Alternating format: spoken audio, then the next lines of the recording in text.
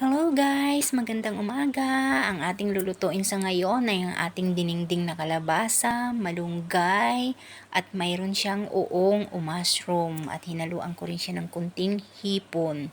Ayan, lulutuin na natin siya. Ayan ang ating pinakulaang tubig. Inihalo ko na yung kalabasa. Nilagyan ko na rin siya ng bagoong o kaya blatchan sa amin. Nilagyan ko na rin siya ng uong. Ayan, pinaghalo-halo ko na lahat. Apakuluan ko siya ng mga ilang minuto. Matapos mo siyang palambutin yan, ay pwede mo nang ihalo yung ating malunggay pagkatapos niya yan. Ayan, pakuluan pa siya ng pakuluan ng mga ilang minuto. Nalula na kasi ako sa karne guys, kaya ayan. Nag-decide akong magluto niyan. No? Gusto rin ng amo ko yan. Kaya gustong-gusto ko magluto ng mga ganyan kasi nalulula ako sa puro karne na iniahahain ko, niluluto ko. Ayan, malapit na siyang lumambot.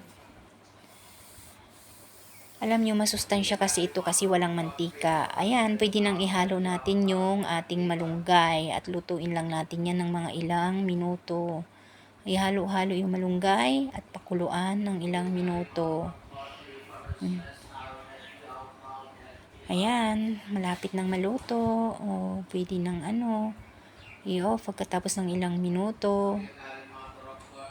Nakakalula kasi ang puro karne, kaya ayan, nag-decide talaga ako magluto niyan kasi medyo maulan dito, kaya kailangan namin ng sabaw.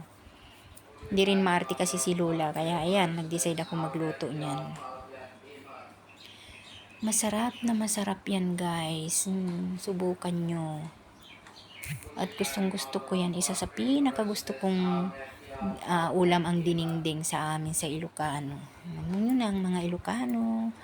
At ayan, inihain ko na. Kakain na kami ni Lola. Maraming salamat sa panunod guys. Hanggang sa muling video. Tapusin natin ito at huwag nating skip ang ads. Maraming salamat.